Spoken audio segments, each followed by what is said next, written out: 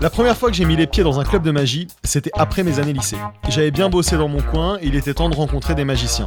J'ai trouvé un club à Paris et j'ai été à l'une de leurs réunions. Une chose m'a frappé quand j'ai poussé la porte, je n'ai vu que des vieux mecs. Allez, ça va, c'est pas des vieux mecs au sens péjoratif. Enfin, pas trop. Mais il y avait que des mecs et ils étaient vieux. Le plus jeune devait avoir 45 ans et le plus vieux tapait les 80 faciles. Et parmi eux, s'exprimait pourtant une réelle mixité sociale, mais aussi ethnique. Franchement, il manquait que des femmes. Puis je me suis demandé si j'avais déjà croisé une magicienne dans ma vie. Comme tous les magiciens, j'ai dans ma tête un palais mental. C'est un grand appartement que j'ai imaginé dans lequel je stocke de manière organisée et visuelle des informations pour pouvoir m'en souvenir rapidement. Alors je m'y suis plongé, j'ai passé la porte d'entrée, j'ai pris l'ascenseur secret caché derrière la cheminée, celui qui me permet d'accéder au sous-sol. Dans ce sous-sol se trouve une cave voûtée dans laquelle j'ai placé tous les magiciens que j'ai croisés dans ma vie. Dans la rue, au théâtre, à l'école, à Disneyland, en prison. J'ai ouvert la porte et quelque chose m'a frappé. Je n'ai vu que des vieux mecs.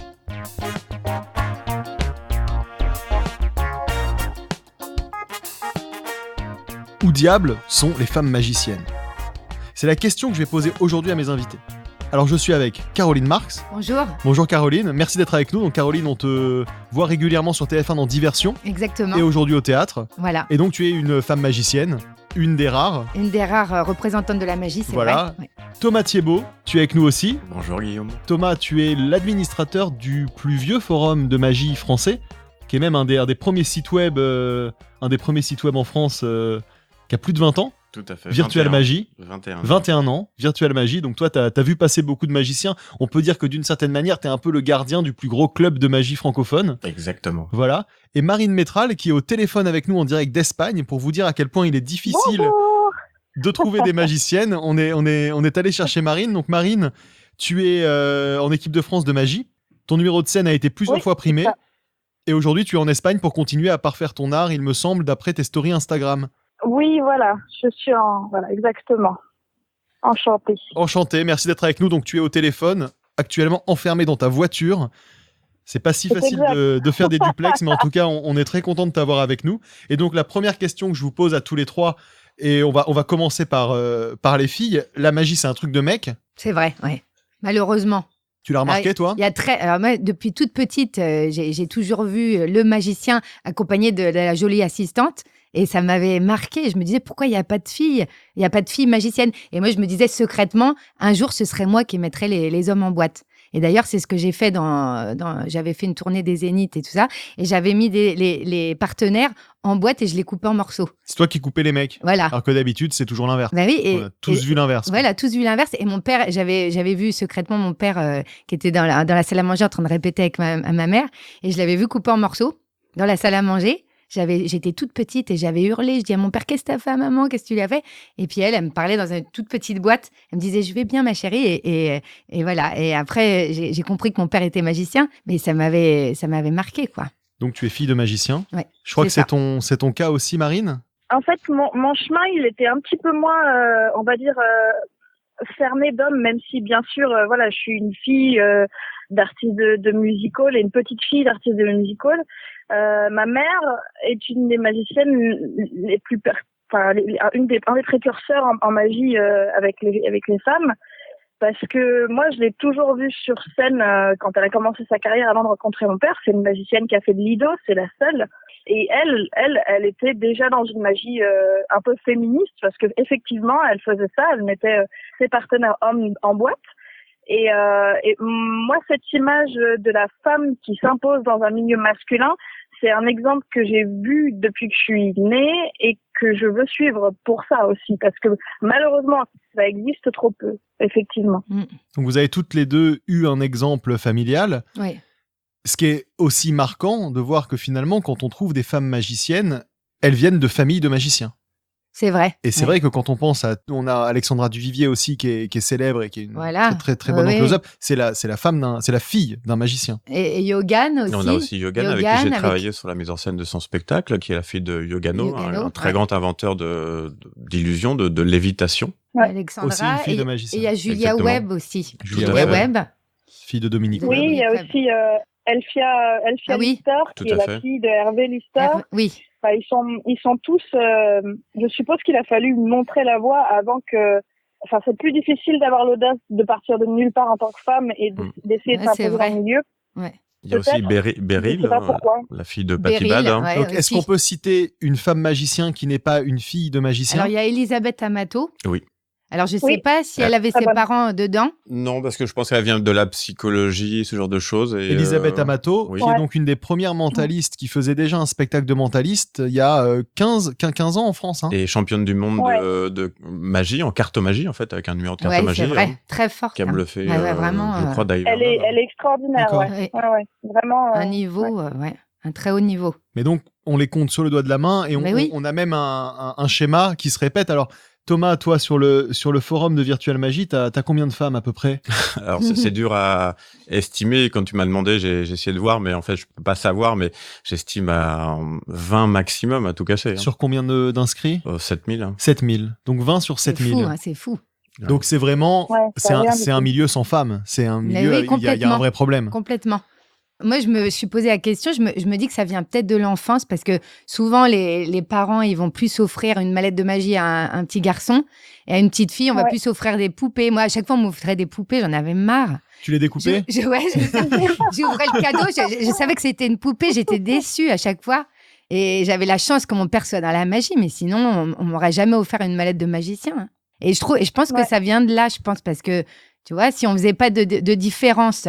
Si on intéressait, parce que moi, je vois dans mes spectacles, toutes les petites filles, elles me disent, je veux devenir magicienne, je veux faire comme toi.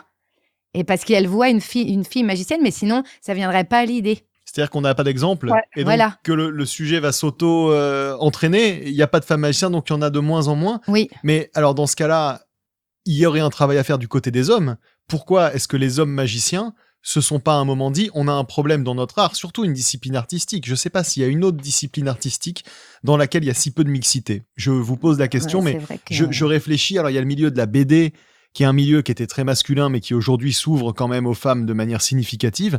En magie, pourquoi est-ce que les mecs se sont pas dit, on a un problème? Comment est-ce que les hommes, avec vous, se comportent quand ils voient que vous êtes magicienne, les magiciens? Alors, au départ, moi, quand je suis arrivée dans les congrès, ça a été difficile de m'imposer au début. Parce que... Tu peux expliquer ce qu'est un congrès de magie? Alors, il y a des congrets de magie qui sont tous les ans en France, et puis il y en a partout dans le monde entier. Mais moi, il y avait des concours de magie, et moi, je m'inscris, comme tu fais, Marine. Donc, j'allais faire les concours, etc. C'est comme ça que je me suis fait connaître du milieu magique. Mais au départ, ça a été très difficile. On me disait, elle se sert de son physique, elle fait de la danse. Enfin, tu vois, et ça a été difficile. Ah là là, oui. Et après, j'ai eu la chance d'avoir James Hodge qui est venu me voir et qui a dit à mes parents, elle a le truc, si vous voulez, je travaille avec elle pour lui faire une mise en scène. James Hodge, qui est très connu, qui est malheureusement décédé, mais qui est très connu du milieu magique, qui est un metteur en scène extraordinaire, qui faisait de la ventriloquie, plein de choses, un artiste incroyable. Un illustrateur. Voilà, un illustrateur. Et j'ai eu la chance de travailler avec lui pendant 4 ans. Et il m'a monté un numéro sous le thème d'E.T. Et c'est comme ça que j'ai gagné des prix, etc. C'est grâce à James Hodge. Quelqu'un d'extraordinaire. Et après, c'est comme ça, en gagnant des prix, que j'ai eu la confiance des magiciens. Mais au départ, ça a été difficile. Très difficile. Donc, tu as subi clairement le sexisme. Et je vois, Marine, tu rigolais quand elle disait « on parle de mon physique ». Moi, quand j'ai fait les petits festivals, en région notamment, parce qu'en congrès, j'ai mon nom qui parle pour moi. Donc ils savent à peu près... quel chemin j'ai pris, parce que je suis une fille d'eux. Avant d'être une artiste, je suis une fille d'eux. C'est en train de changer parce que, mais j'ai l'impression que c'est plus compliqué que pour un homme. Mais vraiment, c'est le même fardeau. Fils ou fille d'eux, c'est un fardeau et un héritage en même temps. Moi, pour ma part, je sais que quand j'arrivais en festival, les gens me demandaient qui j'assistais. Et quand je leur dis je suis magicienne, ils font ah ouais, c'est qui le magicien que t'assistes? Et je leur dis non, il y a personne d'autre que moi sur scène. C'est juste moi et je manipule, ce qui n'est pas le cas de beaucoup de femmes, justement aussi parce que je voulais casser cette image un petit peu misogyne de la femme au musical. La femme, elle est là pour être jolie. Enfin, en tout cas, il y a 50 ans, c'était ça. Soit on était une danseuse, soit on était une démonstratrice, mais on n'était pas une artiste avec du savoir-faire. Et voilà, moi je pense que le principal challenge, c'est de se faire reconnaître en tant qu'artiste et pas en tant que femme sur scène. C'est-à-dire, on nous engage pas pour mettre pour mettre des oestrogènes sur scène, on nous engage parce qu'on est une personne, une personnalité, sans regard sur le sexe qu'on a. Et ça, par contre, c'est très difficile pour moi. Moi, je sais que je vois plein de plateaux d'artistes où c'est le pourcentage, un peu comme on met une personne de couleur dans une classe d'enfants pour remplir les stats, quoi. C'est malheureusement le cas. Enfin, je sais pas ce que t'en penses, je sais pas ce que vous en pensez, mais moi, je ressens ça comme ça. Et disons que déjà, si on essaye de mettre une femme sur un plateau, c'est que on s'est dit qu'il manquait une femme. Pendant des années et des années, il n'y avait pas de femmes. Sur tous les congrès, sur tous les spectacles avec plein de magiciens, il n'y avait que des mecs. En général, alors il y a bien sûr quelques petites histoires, mais finalement ton cas, Caroline, est plutôt évocateur dans Diversion. Ça commence à changer, heureusement. Heureusement, maintenant, on commence à... Ça commence. Voilà. Et c'est pour ça, d'ailleurs, que j'ai fait mon spectacle Girl Power, parce que j'en avais marre de... Enfin, tu vois, j'avais envie de montrer de changer les codes, quoi. Et puis en plus, c'est dans l'air du temps. Donc, j'ai vraiment envie de montrer ça. Donc, je fais des petits pics sur les hommes, etc. Mais c'est très gentil. Hein. Mais du coup, c'est pour parler. Tu devrais pas être gentil. Mais c'est pour parler de ça parce que j'avais vraiment envie de le dire. Thomas, ça me tenait à cœur. Sur les raisons du peu de femmes en magie, en fait, j'ai retrouvé des propos que Patricia, justement, sur le forum, une magicienne avec qui je partage plutôt la vie, a mentionné. Alors, effectivement, on a évoqué les boîtes de magie qui montrent que des petits garçons. Oui. Il y a toujours l'image très présente de l'assistante à côté, en petite tenue, donc ça donne pas envie d'être à sa place forcément. Après, il y a tout ce qu'on appelle aussi la charge mentale, hein. C'est-à-dire que 45 minutes par jour, c'est le temps que les femmes consacrent à ce que font pas les hommes. Et donc, c'est 45 minutes qu'elles peuvent pas consacrer à leurs loisirs et notamment à travailler à la magie parce qu'elles vont s'occuper des gamins, la lessive, les courses et tout ça. Et donc là, maintenant, on rentre dans le truc sociétal. C'est aussi tout le fond, c'est-à-dire la société patriarcale qui fait que on pousse en avant plutôt les hommes que les femmes et que, en plus, la magie ayant été créée par des hommes, en tout cas la magie moderne, on va dire, ça a plutôt poussé et incité ces messieurs à se mettre en avant et à avancer là-dessus, en fait. Mais il faut penser que au tout début de la magie, il y avait pas mal de femmes, justement, avant que ça devienne dans le côté spiritisme, en fait. Il y avait beaucoup de femmes magiciennes, en fait, pseudo-médiums, qui intervenaient et ça marchait très, très, très bien, en fait. D'ailleurs, on voit les voyantes, il y a beaucoup plus de voyantes femmes Exactement, que d'hommes. Ouais. Oui, c'est vrai. Ouais, c'est vrai. Marie ? Je voulais juste remercier Thomas d'en parler en tant qu'homme, en fait, parce que la charge mentale, on entend beaucoup de femmes en parler. Et je trouve ça vachement bien que t'en parles toi en tant qu'homme et que tu te places sur le devant de la scène parce qu'effectivement il y a des inégalités dans ce domaine-là aussi. Et moi par exemple pour parler pour rebondir là-dessus, le fait de choisir entre ma vie de famille, future vie de famille et ma carrière, je sais pas Caroline toi ce que t'en penses, mais c'est une question qui j'ai l'impression se pose pour les femmes mais qui se pose pas forcément pour les hommes. En tout cas, ça change. Heureusement, les mentalités changent. Mais moi, les gens me disent, tu pourras pas avoir les deux. Si tu veux une vie de famille, tu devras arrêter ta carrière. Ouais, c'est difficile, ça, c'est sûr. Et c'est un problème, hein. Donc c'est intéressant d'ouvrir le sujet à notre société qui est très marquée par ce problème-là et qui aujourd'hui est quand même un problème dont on parle de plus en plus. Je pense que dans la magie, on est dans un problème dans le problème, parce qu'il faut quand même reconnaître que la charge mentale n'a pas empêché des femmes d'être chanteuses, d'être actrices, d'être comédiennes. Ouais. En revanche, elles sont pas magiciennes. Donc ça, c'est une première question. J'avais envie de discuter un peu avec vous, simplement voir les métiers que peu de femmes font dans tous les secteurs en France. Quels sont les métiers avec le moins de femmes ? Selon vous, vous avez quelques idées là-dessus ? Artistique, tu veux dire en général, tous les métiers. Tous les ouais. métiers, enfin finalement artistiques ou manuels ou sous-marinier, peut-être t'en trouveras pas, je pense. Ouais, sous-marinier. Donc sous-marinier, c'est vraiment là, il y a eu oui, t'as tout à fait bon. Bien. Une première femme sous-marinier en 2018. Ah oui. Alors évidemment, il y a plein de raisons. Les sous-mariniers passent beaucoup de temps sous l'eau. Alors quand il y a que des mecs, il faut pas les exciter, il faut pas machin. Alors ça, c'est comme si l'homosexualité n'existait pas. C'est sympa pour les autres, mais sous-marinier. Donc c'était un des derniers métiers où il y avait pas de femmes. Il y a pilote d'avion aussi, non ? Pilote d'avion, il y en a peu, mais il y en a quand même. Depuis un certain temps. Ouais. Il y a scaphandrier. 10 femmes pour 1800 hommes. Voilà, donc scaphandrier, ça aussi, c'est ce genre de métiers qui sont des métiers certes physiques, mais qui sont aussi entourés d'une certaine tradition, d'un certain secret, savoir-faire. Je trouve qu'il y a quelque chose intellectuellement qui peut nous ramener un peu vers la magie. C'est-à-dire ces métiers un peu réservés. Oui. Je dirais charpentier aussi. Charpentier, 0,4% de femmes. Enfin voilà, donc en tout cas, je pense que dans les métiers artistiques, il n'y a pas beaucoup d'exemples, alors que par exemple même la danse, qui était un métier très féminin, a été investi par les hommes, qui y sont d'ailleurs reconnus, très bienvenus. Je veux dire, aujourd'hui, les danseurs étoiles hommes sont très valorisés. Aujourd'hui, les femmes se battent encore pour avoir une place sur scène. Alors toi, Thomas, tu coaches aussi des artistes ? Oui, la même formation. Enfin, j'ai débuté très récemment, justement, à Blois, là où Marine, justement, a pu aider d'autres coachs d'améliorer ses numéros. Et j'ai fait ça. Blois, la Maison de la Magie Robert Houdin, qui est un lieu prestigieux, magnifique. Christian Fechner, un producteur féru de cinéma et de magie, qui a lui-même été champion du monde de magie, avait pris du temps, il a investi beaucoup de temps et d'énergie pour construire. C'est un lieu magnifique. Et dans le théâtre qu'au sous-sol, plusieurs fois, 1 ou 2 fois par an, en fait, quelques coachs viennent aider des candidats et des candidates à monter leur numéro, comme Marine a pu le faire. Et cette année, j'ai été intégré à aider quelques candidats et candidates à faire qu'elles puissent gagner des concours français et, si possible pour la France, internationaux. Donc la Maison de la Magie de Blois, on vous le recommande, c'est un très bel endroit, notamment avec une devanture incroyable, où toutes les heures, vous avez des automates qui sortent des fenêtres, un dragon, et qui crachent du feu.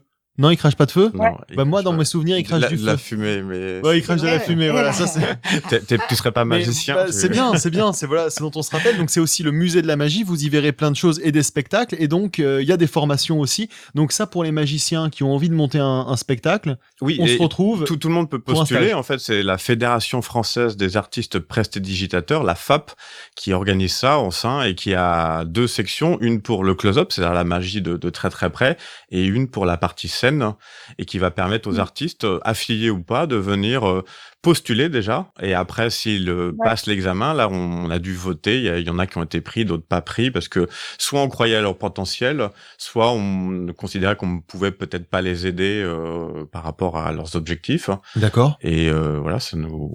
Tu en reviens ? J'en reviens, oui, il y a quelques jours. Tu as coaché combien de gens ? Je sais pas, 7-8. 7-8 oui. Combien de femmes ? Une. Il y en a Une plus, femme. hein. Il y avait Alice et Scylla, avec un très bon numéro. Alice et Scylla, on connaît pas, mais on regarde. Est-ce que c'est une fille de magicien ? Si, moi je l'ai vue en stage. C'est une femme très intéressante. Oui, effectivement. mais ce n'est pas une fille de magicien. D'accord. C'est une femme. Ah bah voilà. Donc sur 8 personnes, une femme, et donc comment est-ce qu'elle a été reçue ? Alors ici, il y a un duo, autant pour moi. Il y a Antioche et Zégora, donc qui sont dans lequel elle joue le rôle de son assistante, mais en même temps ils sont en couple à la vie, et donc elle rayonne sur scène, et voilà, c'est un numéro très très intéressant. C'est de la magie comique. La magie comique, exactement. Ouais. D'accord, mais il y a quand même un rapport magicien-assistante indéniable dans leur approche, ou ils travaillent là-dessus ? Pour l'instant, j'ai essayé de faire bouger les cases, essayer de... Ça joue des codes aussi. On peut pas lutter contre certains types de codes. En Occident, lorsque ce qui représente 1 ou 2% de la population dans le monde, vous dites un magicien, les gens vont poser lapin, chapeau et type de costume. Dans le reste du monde, quand vous parlez magie, on va vous parler de marabout, voyant. C'est pas la même approche en fait. On parle donc nous plutôt de prestidigitateurs. Magie moderne en fait, que justement qui a été initialisée par Jean-Eugène Robert Houdin en fait. Illusion. Oui, qui est en fait de la magie où on ne prétend pas en tant que magicien avoir de vrais pouvoirs. On présente un spectacle en admettant ne pas être un magicien. Moi, je pense que ça dépend du style. Il y a 2 types de magie. Il y a la magie réaliste et la magie fictionnelle qu'un Espagnol a défini, qui s'appelle Gaby Pareras. Et il y a 2 points de vue. Il y a ceux qui veulent raconter une histoire et qui donc justifient la magie par l'imagination, ou en tout cas un propos fictif. Et il y a la magie réaliste, tout comme certains mentalistes, par exemple, qui vont te dire ferme les yeux, pense à quelque chose, j'ai deviné à quoi tu penses parce que je suis mentaliste. Vous qui travaillez donc au quotidien à faire avancer la magie par vos numéros, par vos réflexions, est-ce que vous estimez que le milieu, d'une certaine manière, est lésé par le manque de femmes ? Dans la réflexion créative, dans ce qu'on peut apporter, enfin la mixité apporte de l'intelligence dans un milieu créatif. Est-ce que vous avez ressenti, vous, comme ça, une vision que vous avez du secteur, ou du milieu, ou de l'art en général, que personne d'autre n'a, ou qui manque ? Pour ma part, ta question, c'est est-ce que tu considères que la moitié de la population est importante? J'ai envie de dire oui, que ça soit en magie n'importe où. Les femmes sont importantes à la société, c'est vraiment très important. En dehors du coach et de VM et tout ça, je suis depuis 2 ans une formation en écriture magique au Centre national des arts du cirque. Et dans ma promotion, lorsque je suis arrivé en classe, je me suis rendu compte qu'il y avait plus de la moitié, c'était des femmes. Ça m'a fait extrêmement plaisir. J'en ai parlé immédiatement sur le forum. Parce que j'ai le sentiment qu'elles vont vraiment apporter quelque chose. D'autant que cette formation est mise en place par Raphaël Navarro, Valentine Losso et Clément de Bailleul, qui sont les initiateurs de la magie nouvelle, qui est un autre type de magie, dans lequel la magie intervient sans que le magicien ou la magicienne fasse des pouvoirs, ce genre de choses. Et donc forcément ça attire des gens qui font dans ma promotion, j'ai une nana qui fait du porté sur cheveux, une nana qui travaille avec des fils, des ventriloques, une réalisatrice, une clown, et c'est vraiment enthousiasmant. Et d'ailleurs je suis en train de monter 2 numéros avec deux femmes, et vraiment ça apporte un univers complètement différent, des réflexions, ça fait évoluer. Voilà, ouais. on sort du cadre et tout. Enfin, quand on est magicien, on aime sortir du cadre. Donc oui à la femme aux femmes dans la magie, quoi. Ouais. Donc c'est plutôt quelque chose qui aujourd'hui fait évoluer l'art dans le bon sens. Ah oui, complètement. Ouais. Mais oui, bien sûr. Moi, je pense que c'est un peu compliqué de parler de ce qu'apporte la femme dans le milieu sans décrire ça d'une manière qui peut être interprétée comme misogyne, parce qu'on pourrait dire que la femme, sur les définitions un peu arriérées, on va dire, apporte la sensibilité, peut-être un peu de naïveté, un peu plus d'émotion. Mais j'ai l'impression que à cause du côté très traditionnel du magicien, qui est mystérieux, un petit peu comme David Copperfield pour le coup, même si lui il ajoutait de l'émotion aussi, je pense que les femmes peuvent peut-être nuancer et proposer peut-être plus de vulnérabilité. Et la vulnérabilité, c'est une des choses les plus humaines qui soit. Et je pense qu'à partir du moment où on propose quelque chose d'humain au public, c'est un pont qui est beaucoup plus accessible, un peu comme dans un film ou une chanson qui parle de quelque chose qui fait écho à notre propre histoire. Et moi, c'est en tout cas mon but en tant que femme, c'est de montrer de la vulnérabilité, que les gens s'identifient un peu à l'histoire que je vais raconter. Et j'ai l'impression, sans vouloir aller dans le cliché et dans le fait de généraliser, que la femme est plus encline à montrer sa vulnérabilité, à raconter quelque chose de personnel, en tout cas de ce que j'ai pu voir, et à montrer peut-être plus ses émotions. C'est mon point de vue après. Hein. C'est intéressant parce que toi, Caroline, tu as une approche qui est complémentaire à celle-là, ou tu as plutôt retourné les codes? Oui, voilà. Après, j'ai essayé de faire aussi des créations, des choses qui soient un peu uniques par rapport à ce qui existe et tout. Mais moi, j'avais pas envie d'être dans ce côté un petit peu poétique. J'avais en fait, quand à l'adolescence, j'avais fait j'avais une barrière là-dessus et je voulais pas du tout faire quelque chose de féminin. Donc j'ai voulu vraiment casser les codes et faire un peu le truc un peu mec, tu vois. Mais maintenant, c'est vrai que je trouve que tu restes féminine, hein, moi je trouve. Hein. Ouais. Tu restes féminine, tu restes avec ton sourire, ton charme. Tu restes aussi avec ta sensibilité, voilà. Même si tu as de l'humour, même si tu as la tchatche et que t'es quand même, tu vois, là, t'es aux commandes. Je trouve que tu restes féminine. Je trouve que justement, t'es allé à l'encontre des codes, mais tu restes, t'as toujours les qualités, on va dire les qualités charme féminine. Ouais, c'est vrai. C'est vrai, ouais. C'est intéressant d'évoquer un sujet, moi, qu'on m'a toujours dit en tant que mec qui fait de la magie. C'est la magie, c'est pour draguer les filles. Le lien entre magie et séduction, il est évident. Je crois qu'on peut pas ne pas en parler, notamment quand on voit un certain nombre de magiciens, mecs, qui virent vers cette espèce de dark side, enfin selon moi, qui est le pick-up artiste, le mec qui va un peu manipuler les filles pour coucher avec elles facilement à base de tours de magie, un des plus gros pick-up artistes notamment, il se dit magicien et il te dit moi je fais quelques tours de cartes et puis ta. On a donc cette tradition du magicien charmeur, du magicien dragueur, c'est quelque chose qu'on connaît et donc on se retrouve avec une magie qui va être une magie pourquoi ? Pour impressionner les filles, une magie pour impressionner rapidement, pour donner envie d'être séduit. Enfin, c'est encore une fois quelque chose qui va donner un but à la magie qui est a priori pas le but de base, qui est de proposer un spectacle impressionnant, et dans lequel peut-être qu'une approche venant d'une femme qui, pour le coup, même traditionnellement, va être beaucoup moins enclin à la drague agressive, parce que la drague agressive, c'est quelque chose qu'on a appris aux mecs. Ça, c'est sociétal, mais c'est réel. C'est triste et sociétal. C'est tristement sociétal, Oui. mais en tout cas, c'est une réalité. On apprend aux mecs à faire une drague agressive. Est-ce que les femmes en magie vont pas pouvoir apporter une magie justement recentrée sur le sujet ? C'est vrai que souvent, le magicien, au départ, c'est des grands timides, souvent. Pour la plupart, Ouais. c'est des grands timides qui arrivent pas à aborder une fille, ou etc., qui se servent de l'accessoire magique pour draguer, ça c'est vrai. Mais du coup, c'est peut-être pour ça aussi qu'une femme, elle est moins intéressée par la magie, parce que, tu vois, on va plus être intéressé par la danse ou de ça qui est joli, etc., que surprendre. Mais une fois qu'on goûte à ce côté surprenant, à voir les gens émerveillés, eh ben on a du mal à s'arrêter, quoi. Ça devient une passion. Et Comme moi, la façon dont je vois la magie en général, c'est, pour moi, la magie est un art, même si malheureusement, et au grand dam de notre président de la fédération, voilà, c'est pas un art.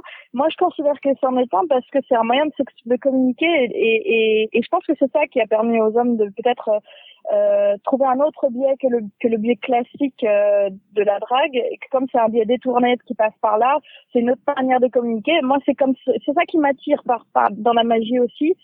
C'est ce côté transmettre quelque chose, communiquer quelque chose entre le public. Alors je vais être un peu cliché, mais j'ai entendu beaucoup de garçons, pardon, c'est trop petite fille. J'ai entendu beaucoup d'hommes qui se sont exprimés en disant qu'ils voulaient être sur scène pour se faire plaisir. Et c'est texto, hein. Il y a pas que, il y a les mecs de stand-up, il y a plein de. Et moi, j'ai toujours vu ça plutôt comme une occasion de donner, en fait. Je sais pas si c'est mon éducation artistique qui fait ça, mais j'ai l'impression que justement, moi, j'ai pas voulu apprendre des tours pour pouvoir gagner les applaudissements. J'ai plus voulu apprendre pour pouvoir donner, raconter, communiquer. Donc, au final, je suis peut-être plus masculine dans ce côté-là, parce que c'est ma manière à moi de montrer, de communiquer aussi, en fait, peut-être. ouais. On a envie de donner, et on a envie de surprendre aussi. Enfin, je sais pas si tu vois, on a envie de surprendre aussi bien le public que les magiciens, quoi. Ah oui, bien sûr, bien sûr. Si demain on veut amener plus de femmes en magie, donc en sortant des filles de magiciens, des femmes de magiciens, qui ont évidemment aujourd'hui peut-être un rôle précurseur dans cette idée-là, comment est-ce qu'on fait ? Comment est-ce qu'on entreprend la transmission ? Moi, je suis partisan de la contrainte, en fait. C'est comme à l'Assemblée ou autre chose. C'est quand je vois des plateaux, j'ai envie de dire non, je veux la moitié de la population humaine sur le plateau, quoi.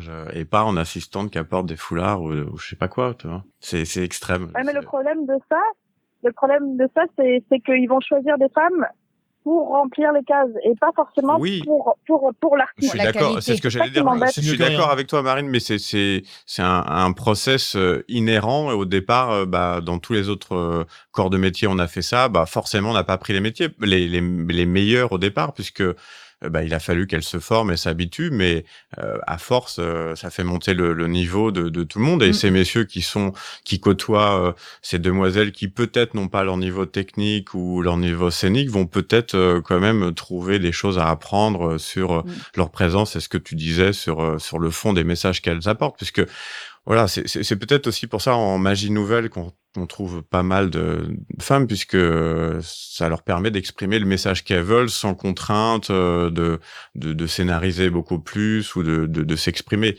d'être moins dans des codes qu'on peut retrouver en magie moderne, qui par certains points de vue peut parfois devenir la magie traditionnelle, dans le sens où nous tous, Caroline, Guillaume, Marine et moi, si on voit quelqu'un sur scène, on peut, avant même qu'il bouge, dire à un moldy à côté, là il va faire ci, il va faire ça et tout ça. Donc on est presque dans quelque chose de traditionnel, et c'est quand même assez dommage, puisque la magie moderne, ça quoi, 150 ans, pratiquement 200 ans, donc voilà, c'est bien que ça bouge, et il faut que ça bouge avec les femmes notamment. C'est ce qui se fait, hein.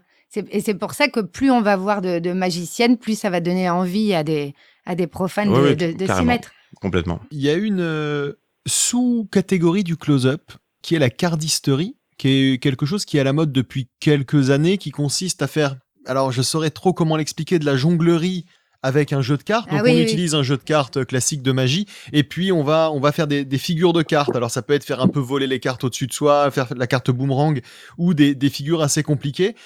Et ça se développe pas mal sur Instagram parce que c'est assez visuel. Et j'ai remarqué que dans cette catégorie-là, donc même si évidemment, encore une fois, c'est des mecs qui ont amené le sujet sur la table, c'est notamment Dane and Dave Buck qui ont lancé un DVD il y a quelques années qui s'appelait Trilogy et qui proposait comme ça plein de mouvements de cardisterie. Alors il faut s'entraîner, mais il y a pas mal de filles dans ce domaine-là. Oui. Et la cardisterie amène aussi à la magie pointue, à la manipulation. Donc je pense notamment à une Instagrammeuse qui s'appelle Alix Beckle. Elle cartonne. Qui est très forte, qui a 28 000 abonnés, qui est une Strasbourgeoise. Il y a Ekaterina aussi, une Québécoise. Une Québécoise. Et qui font de la cardisterie. C'est-à-dire qu'elle fait principalement de la cardisterie. Autant vous dire que quand on est bon en cardisterie, c'est magnifique. Les quelques mouvements de magie des cartes, c'est rien du tout. Donc on est quasiment magicien automatiquement, même si c'est une autre... enfin, en tout cas, on est capable de faire des tours de magie, même si c'est une autre filière. Donc, est-ce que il faut réinventer des catégories magiques pour que les femmes puissent avoir leur place? Je voudrais juste ne pas omettre de dire qu'il y a eu des magiciennes, et il y en a toujours des magiciennes qui font de la manipulation et qui sont excellentes. Des femmes comme Juliana Chen, qui sont arrivées sur le terrain des hommes et qui ont dit ok, moi je sais faire ça, et elle a gagné des prix FISM, elle a gagné des prix en championnat du monde. Donc je pense qu'il faut pas sectariser trop et justement ne pas oublier qu'il y en a qui ont déjà commencé à bâtir les premières marches et qu'on continue. Moi, pour ma part, modestement, j'ai eu un 2e prix en manipulation scène l'année dernière au championnat de France. Il y en a en cardisterie, il y en a en scène. Pour répondre à ta question d'avant, parce que j'ai pas osé interrompre, ce qu'il nous faut, c'est plus d'exposition médiatique, je pense. En fait, il faut que les gens voient qu'il y en a qui le font, qu'elles sont respectées, qu'elles sont à pied d'égalité avec les hommes, parce que je suis désolée, mais je suis certaine que si on cherche un Yojin féminin, on en trouve un, qui est donc le champion du monde en manipulation, championnat du monde 2012. Je pense que c'est un manque d'exposition, que peut-être les sociétés en général sont pas prêtes à mettre sur le devant de la scène peut-être des femmes qui ont autant de talent, autant de capacités techniques, parce que je suis désolée, ça m'enflamme ce domaine-là parce que on n'en voit pas assez, parce que voilà, quand on voit une femme sur scène et qu'elle fait de la manip, réflexe qu'on a tous, c'est pas mal pour une femme. Mais ça me fout en l'air. Ça me fout en l'air parce que on est foutu pareil. On est capable de la même chose. C'est juste qu'on a moins de couverture. Voilà. On a moins de couverture médiatique. Et justement, il faut bouger les choses. On est là. Donc, Caroline et Thomas, qui avaient tous les deux une notoriété dans le milieu et en tout cas une capacité à envoyer des messages et à émettre de l'information, vous savez ce qu'il vous reste à faire. Il faut mettre en avant des femmes. C'est ce que je fais. Hein. Je girl power. Je suis à fond dans la balle patriarcat. J'arrête pas de le répéter. Et c'est vrai, quand tu dis on est foutu pareil, moi je te rejoins là-dessus et ça me rappelle une anecdote, un truc qui m'avait choqué dans un club de magie où j'avais croisé une jeune femme. Elle faisait de la magie avec un bicycle bridge. Alors, j'explique un petit peu. Le bicycle, c'est le jeu de cartes qu'utilisent la plupart des magiciens. Caroline en a un dans la main gauche actuellement. Voilà, donc c'est des jeux de cartes de poker. Et donc, c'est des cartes au format poker. Et elles sont un peu plus grosses que les cartes au format bridge, ils sont des cartes un peu plus fines en largeur. Voilà, bon. On utilise en magie des cartes au format poker pour diverses raisons, notamment quand il s'agit d'avoir des cartes peut-être un peu spéciales qui vont donc être adaptées. En tout cas, il y a des standards et en tout cas, il y a plein de magiciens, notamment des petits mecs avec des petites mains qui vous font de la très bonne magie avec des cartes au format poker. Et cette fille, les magiciens qu'il avait formés dans le club lui avaient dit « Toi, avec tes petites mains, prends un petit jeu ». Elle avait pas des plus petites mains qu'eux. Mais il lui avait quand même foutu entre les mains un petit jeu qui, du coup, forcément handicapait sa magie, parce que tu peux pas faire de la magie avec un jeu bridge. Il y a plein de choses qui te sont fermées, ne serait-ce que les jeux sont plus chers. Et les jeux de cartes en magie, quand tu fais de la magie, c'est un budget. Là, tout à l'heure, Caroline, avant qu'on enregistre, elle a ouvert un jeu neuf. Ouais. Bon, un jeu neuf, c'est 5 balles. Je sais pas combien t'en uses tous les jours, mais bon. C'est un par jour. C'est un par jour quand t'es pro. Et quand t'es amateur, tu uses du jeu. Et j'avais vu ce truc où je m'étais dit, ils lui ont foutu un petit jeu dans les mains. C'est absurde. Alors moi, on m'avait proposé la même chose. Quand j'ai démarré le close-up, parce que j'ai les mains un peu petites, il m'avait dit, oui, il faut que tu prennes un petit jeu. Et je me suis fait la réflexion, mais après, je vais être embêtée tout le temps. Parce que quand je vais être avec des magiciens, je vais lui demander un jeu Ah bah non, c'est pas le même format. Donc je me suis dit non, tu apprends sur un jeu normal. Et voilà, en fait, je peux faire toutes les passes, enfin, il n'y a aucun problème. Toujours, bien sûr. De toute façon, t'as des enfants qui font de la magie et t'as des mecs qui ont des petites mains. Ouais, donc ça change rien du tout. On t'a proposé le jeu Bridge, Marine ? Je suis super d'accord sur le principe de pas stigmatiser la difficulté en rendant. Voilà, je suis d'accord avec vous, en gros. Maintenant, moi, j'utilise des cartes Bridge. D'accord. Le malaise. Parce que, voilà. Non, je suis avec toi, Marine, je suis avec toi. Moi, je considère qu'on choisit ce qu'on veut, on prend ce qu'on veut comme outil, il n'y a pas de règle là. En manip, en close-up, c'est une chose, mais en manip, quand t'as voilà, pour soit rentrer dans les détails, quand t'as une charge de 50 cartes, les centimètres, ils font la différence, sans vouloir rentrer dans d'autres détails d'ailleurs. Et au final, le seul truc, moi, où je voudrais ajouter un point de vue, c'est que la magie est faite pour les hommes dans les termes les plus pratiques possibles. C'est-à-dire que un close-up man, il aura une veste pour homme, il aura une poche intérieure. Moi, là, si je veux faire du close-up, j'ai pas de poche intérieure parce que les vestes pour femmes n'en ont pas. Des choses bêtes comme aide-moi Caroline, il y a plein de petits détails qui sont faits pour les hommes. Les trucs qui permettent de te débarrasser de l'intérieur, des poches intérieures. On doit pas trop rentrer dans les détails. Je vais pas donner les noms. Mais on comprend ce que tu veux dire, ouais. Mais au-delà de la veste, par exemple, pour faire apparaître et disparaître un petit foulard, par exemple, il y a un accessoire qui ne convient pas forcément au petit doigt. Moi, je sais que je ne fais pas cet effet parce que je peux pas. Voilà, des choses comme ça. Et je pense que ça bouge, ça bouge. Après, il existe des différentes tailles. Enfin, voilà. Heureusement, mais je veux dire, de base, c'est vrai que en termes d'équipement de magie, c'est pas du tout pensé pour la femme. Pas du tout. Ah bah non, c'est sûr. C'est vrai que la veste de costume. Oui. La veste de costume, c'est un accessoire en magie. Il y a plein d'accessoires qui viennent se fixer sur cette veste et qui permettent de faire de la magie. Quand t'es en robe de soirée. On est d'accord. Et il y a plein de trucs que tu peux pas faire, ne serait-ce que parce que t'as pas de poche. Bah oui. Je me souviens même qu'il y avait eu, d'ailleurs, je crois que c'était sur Slate.fr, un reportage où ils avaient montré que les poches des jeans des femmes étaient beaucoup plus petites que celles des mecs. Et moi, j'étais rentré à la maison. Minuscules. J'avais pris le jean de ma copine que j'avais porté du coup, non je plaisante, et j'avais vu ces toutes petites poches où je rentrais la moitié de mes phalanges et je me disais mais c'est quoi cette merde, pourquoi elles ont des petites poches? Tu rentres un ticket de métro, c'est tout, ouais. Bah voilà, jusque là c'est difficile de faire de la magie pour une femme. Après sinon il faut faire du sur-mesure. Qu'est-ce que tu portes toi? Bah ouais, mais c'est un budget quoi. Ouais, c'est un budget. Alors moi j'ai eu la chance d'être à Bobino pendant 3 ans où il y avait une costumière et donc il m'avait adapté une robe avec 25 poches cachées dans le jupon. Dans le jupon de la... Donc j'ai pas de manches. D'accord. Donc ça, c'est pas trop pratique, mais bon, j'ai pas du tout de manches. Et dans tout le jupon, il y a 25 poches cachées. Et d'ailleurs, les femmes, elles me disent « Ah, mais c'est super comme idée, pas besoin de sac à main, tout est caché dedans. » Enfin, voilà. C'est ça, ouais. Et après, en close-up, les femmes, elles ont un sac à main parce qu'elles n'ont pas forcément tout le temps... bien sûr. Les mêmes poches que les hommes aussi. Voilà. Donc, ça rajoute une contrainte de se trimballer quelque chose, machin. Bref. C'est juste, voilà, c'est un des nombreux détails. Voilà. Rendre inclusif le matériel de magie, c'est aussi une étape pour amener les femmes en magie. Oui, c'est sûr. Voilà, c'est un sûr, message pour tous les fabricants, Murphy's et compagnie. C'est ça. Faut pas dire de nom. Alors, sur le forum de Thomas, il n'y a pas le droit de citer des noms, mais ici, c'est chez moi. Tu as le droit de citer les noms, tu n'as pas le droit de mettre les liens. Il faut trouver du sur-mesure, quoi. Alors après, avec le temps, j'ai une costumière qui me fait tout sur mesure, parce que sinon, on ne peut pas trouver dans le commerce. Mais ça, là, on a l'endroit de l'argent. Je pense que lorsqu'il y aura un marché, il faut s'atteler à ça.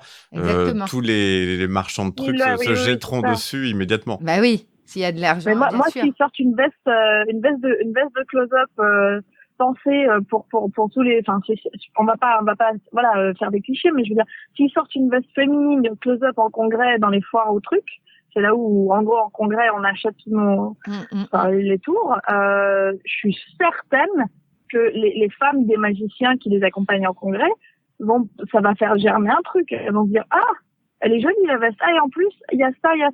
Ah. Mais pourquoi pas? Ouais, c'est vrai. Pourquoi pas? Vrai. Parce que les femmes accompagnent leur mari en congrès, parce que ça dure 3 jours et que c'est un super événement. Et je pense qu'elles se disent peut-être qu'il n'y a pas la place.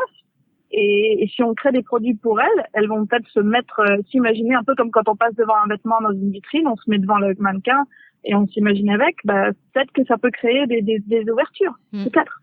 C'est des chouettes pistes. En tout cas, je pense qu'il y a du travail, il y a du pain sur la planche. Est-ce que pour conclure, vous voulez éventuellement raconter une histoire qui vous est arrivée par rapport à ce sujet-là, une histoire qui vous a marqué, positive ou négative, une anecdote, ou alors un conseil, une idée, peut-être un conseil pour les filles qui nous écoutent et qui se disent moi je fais pas de magie parce que c'est un truc de mec. Peut-être on nous a demandé notamment des sources, des liens, donc on pourra éventuellement donner aux auditeurs quelques liens de femmes qui font pour la magie, apprendre. ouais. Des femmes qui font de la magie, clairement, éventuellement même quelques pistes de matos qu'on peut récupérer ou des bonnes pistes pour commencer. Enfin, voilà. Je vous laisse. Marine, tu veux commencer ? J'ai beaucoup moins de métiers que mes deux camarades, donc c'est vrai que je vais pas vous vendre du rêve. J'aurais envie de dire, par contre, c'est que il faut un maximum ne pas se genriser. Il ne faut pas comme a fait Caroline, il faut pas se définir en tant que femme à partir du moment où on veut faire de la magie. Je pense qu'il faut se définir en tant qu'artiste, ce qui ferme beaucoup moins de portes. Et confrontez-vous à la technique, confrontez-vous au concours, confrontez-vous à tous les terrains où on n'est pas. Parce que d'une, vous allez inspirer l'admiration des deux côtés, et de deux, vous allez voir que c'est un des meilleurs terrains pour se prouver, pour grandir et pour faire changer les mentalités aussi, quoi. Merci. Voilà. Thomas ? Moi, ça sera plutôt des recommandations. Messieurs les fabricants de jouets, faites des boîtes pour les femmes, pour les petites filles, mettez-les en avant en photo, mettez ça dans les rayons des filles, qu'elles se disent « Ah, moi aussi, je peux être magicienne ». Messieurs les producteurs télé, messieurs les producteurs de shows, engagez des femmes maximum, quel que soit leur niveau et tout ça, pour faire bouger les choses.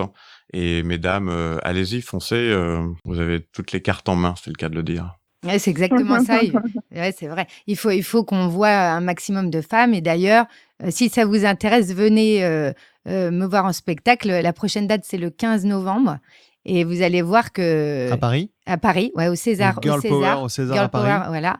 Et donc, je mets vraiment les hommes en boîte gentiment, mais les filles, faut vraiment faut bouger les choses, et puis il faut beaucoup de travail et surtout ne jamais lâcher, quoi. Eh ben on y sera, moi j'y serai pour le 15 novembre, c'est promis, et puis on pourra dédicacer les iPhones des gens qui ont écouté Magicos avec des feuilles indélébiles. Ça se fait beaucoup dans le podcast. Voilà. Marine, on peut te voir, toi, quelque part te produire, ou pour l'instant tu travailles ? Je suis sur la région de Benidorm, donc si vous venez en vacances ou si vous venez vivre, ce qui est une bonne idée, faites comme moi, je serai dans les hôtels, les hôtels de Benidorm, je serai sur plusieurs scènes en même temps. Après, moi, je crois pouvoir peut-être éventuellement dire, même si c'est quasi sûr, je serai au congrès FFAP l'année prochaine en tant qu'artiste engagée. C'est une immense fierté pour moi parce que je pensais pas y arriver aussitôt, sachant que j'ai été primée l'année dernière. Et je suis contente d'être là. Voilà, on se donne rendez-vous à 3 l'année prochaine au congrès aux magiciens en l'occurrence, parce que c'est pas pour les profanes. Qu'est-ce que ça veut dire, artiste engagé ? Ça veut dire que en fait, j'ai toujours fait les concours, moi, et là, pour une fois, je suis engagée dans un gala en tant que professionnelle. Donc tu es rémunérée et payée pour te produire. Oui. Voilà, super. Bravo. Félicitations, bravo. Ouais, et puis, bravo. Si tu passes à Paris et que t'as un moment, une date ou quoi que ce soit, n'hésite pas à me le dire, je relayerai. Et Thomas ? Avec plaisir. Eh bien, moi, on me retrouve un peu partout sur les réseaux, notamment sur virtualmagie.com, sur lequel, si vous aimez la magie, pour peut-être la commencer, vous y trouverez des tours de magie, vous trouverez plein de réflexions, des trucs du métier. Si vous voulez acheter, vous n'avez pas trop de budget, il y a des dizaines de milliers de petites annonces de très bons tours, de livres aussi, des critiques de livres, de choses. Il y a un forum de discussion où on débat de tout. La magie, mais aussi de non-magie aussi, puisqu'il y a des sujets sur les femmes que j'ai dû fermer puisque ça partait en sucette, hein. Malheureusement, je le regrette fortement, mais on parle de tout. Et j'organise pas mal d'événements, plein de choses. C'est ouvert à tout le monde. Et bien sûr, il y a une partie agenda. Donc, si vous ne comptez pas faire de la magie, mais allez voir de la magie pour l'encourager, vous trouverez vos dates dedans. Donc, voilà. il y a un agenda sur Virtual Magie avec tous les spectacles. Exactement. À Paris. Tous, je ne dirais pas, mais tous ceux qui entrent leur spectacle, et je les recommande à faire si vous écoutez, puisque pour votre référencement Google, c'est toujours ça de gagner. C'est bon à savoir. Voilà. Pour les amateurs de magie, notamment, même les profanes. Exactement, bien sûr, bien sûr. Je voulais juste terminer en disant une phrase que mon père me répétait toujours. soit tu te recouches pour continuer à rêver, soit tu te lèves pour réaliser tes rêves.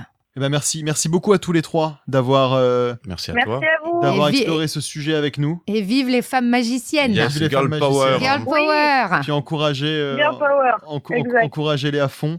Merci à tous. Merci à vous. Vous venez d'écouter Magicos, un podcast produit par Slate.fr. Si cet épisode vous a plu, n'hésitez pas à vous abonner, à nous lâcher de très grosses étoiles. Et si cet épisode vous a déplu, laissez un commentaire négatif sur la page TripAdvisor de Notre-Dame de Paris. Parce que depuis qu'on a retiré le toit, il fait vraiment plus froid. Retrouvez tous les épisodes de Magicos sur Slate.fr et sur vos plateformes de podcast préférées. Et merci à Benjamin, notre réalisateur que j'ai oublié d'introduire en début d'émission et qui est avec nous. C'est pas grave parce que j'ai pas parlé. Ouais, mais t'es quand même important et on t'aime beaucoup. Salut.